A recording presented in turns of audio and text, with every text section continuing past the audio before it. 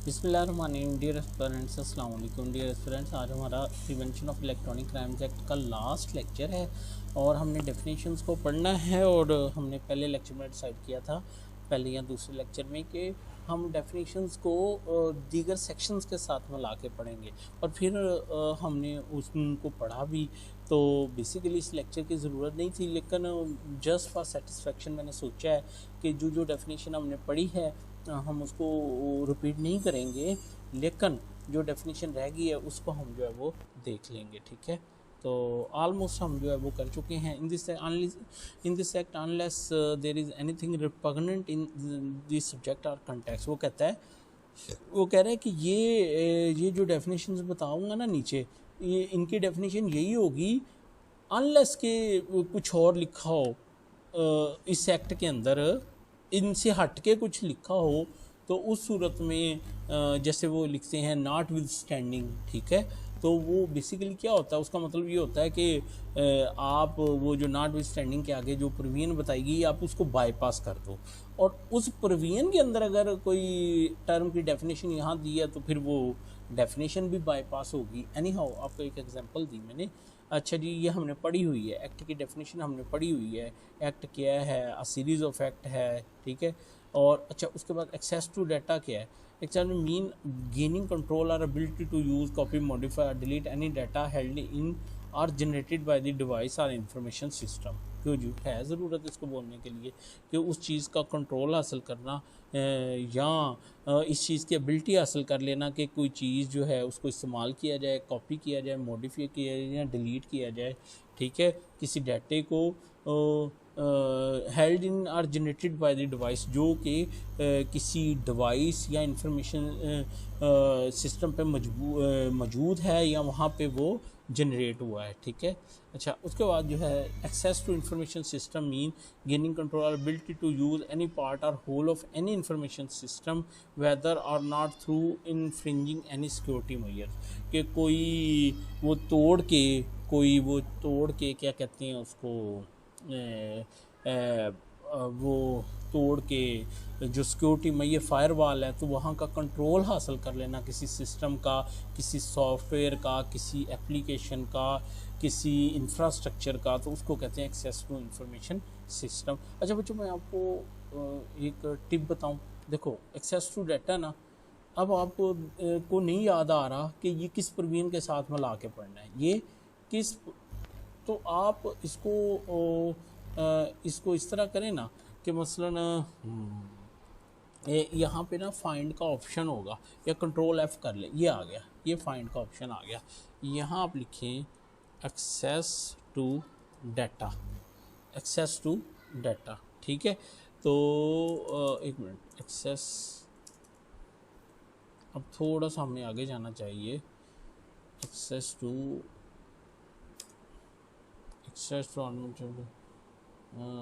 सच information और data. अब ये देखें, ये एक ऑथराइजेशन में एक डेफिनेशन है, तो यहाँ पे कह रहा है जी एक्सेस टू और ट्रांसमिशन सच और डाटा। तो ये एक्सेस टू डाटा की डेफिनेशन बेसिकली यहाँ इस्तेमाल हो रही है। थोड़ा सा आगे चलते हैं, एक्सेस आउटपुट, और अब password, access code, access to any data. ये देखें, आइडेंटिटी इंफॉर्मेशन की डेफिनेशन में देखें, विच में authentic and identity information system and enable access to any data. ठीक है, तो आइडेंटिटी इंफॉर्मेशन के साथ मिला के इसको जो है वो क्या किया जा सकता है, पढ़ा जा सकता है। तो इसी तरह आप इसको करते रहें तो आपको एक्सेस टू डाटा की जो है वो बहुत सारी एग्जांपल्स मिल जाएंगी। आपको ये भी समझ आ जाएगा कि मैंने इसको जो है वो किस सेक्शन के साथ जो है वो मैंने इसको जो है वो मिला के जो है वो मैंने क्या करना है, वो पढ़ना है। ठीक है, तो जब आप डेफिनेशन पढ़ रहे हो तो ग्रिप क्या है कि आपको पता हो कि ये किस सेक्शन के साथ मिला के पढ़नी है। ठीक है, अच्छा जी, उसके बाद जी आगे चलते हैं। एक्सेस टू इंफॉर्मेशन सिस्टम, इसी तरह आप उसका भी डेफिनेशन उसके दो। Authority mean the Pakistan telecommunication authority establish under Pakistan telecommunication act 1996, ठीक है। तो उसको क्या, अब बार बार अथॉरिटी का वर्ड आ रहा था ना, अथॉरिटी, तो वो बेसिकली किसकी पार्टी हो रही थी बात, वो पीटीए की बात हो रही थी। अब अगर आपने देखना है कि वो जो अथॉरिटी है वो अथॉरिटी जो है वो उसका कहाँ कहाँ पे जो है वो ज़िक्र आया है, ठीक है।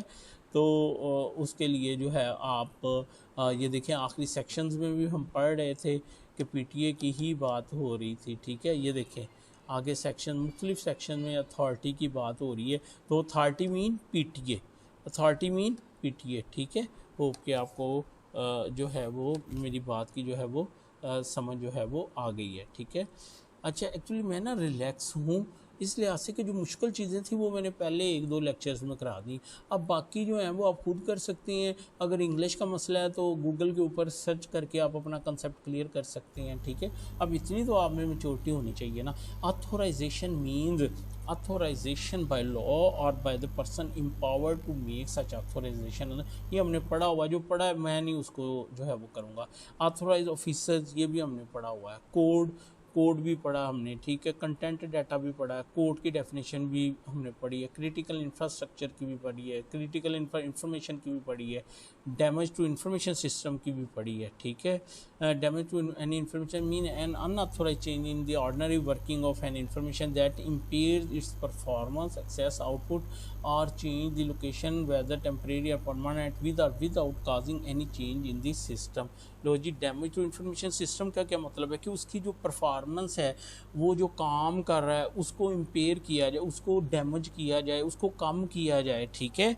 ये उसकी स्मूथ वर्किंग को क्या किया जाए, इंटरप्ट किया जाए, या जो उसकी लोकेशन है, लोकेशन समझते हैं ना, जहाँ से उस सिस्टम को एक्सेस किया जाता है, उसको क्या कर लिया जाए, वक्ती तौर पे चेंज कर दिया जाए, ठीक है।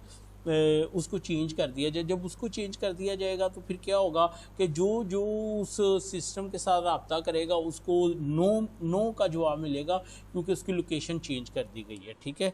अच्छा, डाटा की definition, data damage means alteration, deletion, deterioration, arrays, ठीक है, रीएलोकेशन, स्पर्शन ऑफ डाटा और मेकिंग डाटा टेम्परेरी या परमानेंटली अनअवेलेबल। तो कोई मुश्किल नहीं है, ठीक है। और अगर आप चाहते हैं कि मैं इसकी वो देखूं, डाटा डैमेज की मैं देखूं किस सेक्शन के साथ मिला के पढ़ना है, तो डाटा और डैमेज ये लो, ठीक है। या सिंपल डैमेज लिखो, डैमेज डाटा आएगा। ये देखिए सेक्शन 15 में आ रहा है, विद डैमेज एनी पार्ट और whole of any information system और डाटा, ठीक है। तो वो आप उसके साथ उसको मिला के क्या कर सकते हो, पढ़ सकते हो। Investigation agency mean the enforcement agency established by the designated by or designated under this act, ठीक है। तो इन्वेस्टिगेशन एजेंसी जो है वो क्या है, ठीक है, इन्फोर्समेंट एजेंसी है जिसको एस्टेब्लिश किया गया या डेजिग्नेट किया गया। हमने देखा था ना कि हमने कहा था कि वो एजेंसी गवर्नमेंट बनाएगी, अगर नहीं बनाती तो वो किसी और को पावर देगी वक्ती तौर पे, जैसे मेरा ख्याल इस वक्त FIA के पास इसकी पावर्स हैं, ठीक है। इन्वेस्टिगेशन एजेंसी वो है। और अथॉरिटी कौन है, मीन वो PTA, ठीक है। माइनर मीन ये हमने पढ़ा था, who is not come age of 18 year. Offence की डेफिनेशन हमने पढ़ी, रूल्स की पढ़ी थी, ठीक है। सीज की पढ़ी थी, seize with respect to an information data including taking possession of such data और making and retaining the copy of the data. कि वो कहता है सीज की डेफिनेशन क्या है कि, ठीक है, कि किसी सिस्टम का या किसी डाटे को अपने कब्जे में ले लेना या उसकी कॉपी अपने पास रख लेना, उसको कहेंगे सीज कर लिया, ठीक है। Service provider include a person who acts are a service provider in relation to sending, receiving, storing, ये भी हमने पढ़ा हुआ है, ठीक है। ये भी सर्विस प्रोवाइडर की डेफिनेशन भी हमने पढ़ी हुई है, एक दफ़ा फिर पढ़ देता हूँ। सर्विस प्रोवाइडर इंक्लूड, जैसे ये जैज़ वाले हैं, सॉन्ग वाले हैं, ठीक है, टेलीनॉर वाले हैं, ये क्या है, ये सर्विस प्रोवाइडर है। ये हमारी जो PTCL है, ठीक है, ये क्या है, ये सर्विस प्रोवाइडर है। Person who acts as a service provider, service provider जो है वो उसमें वो शख्स भी शामिल होगा जो एक सर्विस प्रोवाइडर के तौर पे काम करता है in relation to sending, receiving, storing, processing और डिस्ट्रीब्यूटिंग इलेक्ट्रॉनिक कम्युनिकेशन और the provision of other service in relation to the electronic communication through an information system, कि जो एक इंफॉर्मेशन सिस्टम के थ्रू क्या कर रहा है, किसी को इंफॉर्मेशन भेज रहा है या उसको क्या कर रहा है, रिसीव कर रहा है। तो डाटा इंफॉर्मेशन की डेफिनेशन तो मुझे ज़रूरत नहीं है, या लोगों को इलेक्ट्रॉनिक कम्युनिकेशन के ज़रिए डाटा क्या कर रहा है, डिस्ट्रीब्यूट कर रहा है, ठीक है। या on possesses, operate, manage, control a public switch network और प्रोवाइड टेली कम्युनिकेशन सर्विसेज, या वो मालक है या उसके पास है, ठीक है, या वो ऑपरेट कर रहा है क्या पब्लिक स्विच नेटवर्क, पब्लिक ये जो कंपनी हैं, और provide the telecommunication services, ठीक है, कम्युनिकेशन बातचीत की जो सर्विसेज प्रोवाइड कर रहे हैं, यही जो कंपनी हैं इन्हीं की बात हो रही है। तो उसको क्या कहेंगे, सर्विस प्रोवाइडर।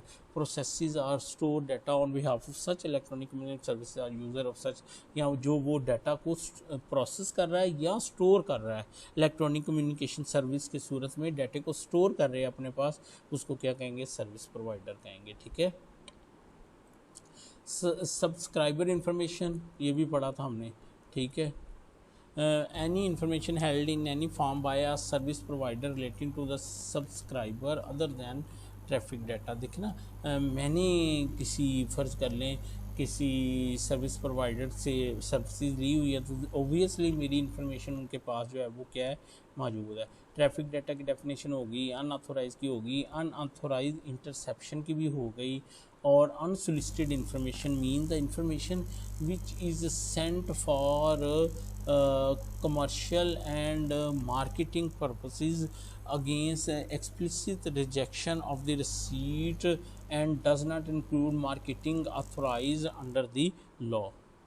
अच्छा, ये क्या है अनसोलिसिटेड इन्फॉर्मेशन, क्या है कि भाई आप किसी को जो है वो क्या कहते हैं कि ऐसे ही कोई एप्लीकेशन बना के भेज रहे हो, ठीक है, कि भाई वो क्या कहते हैं, जिसको आता नहीं है इलीगली, वो आपको वो आनी शुरू हो जाती हैं नेट के ऊपर कि क्लिक करें यहाँ पे, ठीक है, ओपन करें इसको, तो उसको कौन सी कहेंगे, अनसोलिसिटेड इंफॉर्मेशन होगी।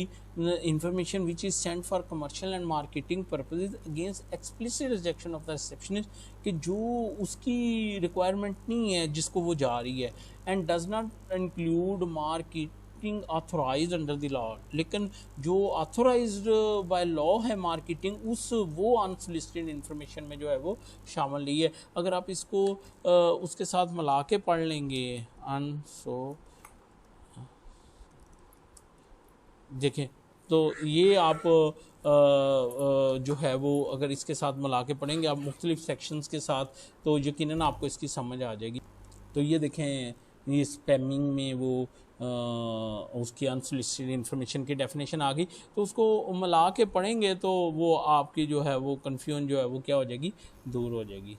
अच्छा जी, सब सेक्शन 2 है, वो कहते हैं unless the contents provider the expression use in act or rules made there but not defined in this shall have the same meaning assign to expression PPC, CrPC and QSO. कह रहा वो expression जो यहाँ define नहीं हुए उनकी वही definition होगी जो कि इन एक्ट्स के अंदर जो है वो लिखी हुई है या वो इस्तेमाल हुए हैं, ठीक है। अल्लाह आपको कामयाब करे। ये आपकी मोटिवेशन और आपकी अप्रिसिएशन थी कि मैंने इतना लेंथी लेक्चर जो है उसको कवर किया है। Thank you so much. अल्लाह हाफिज़।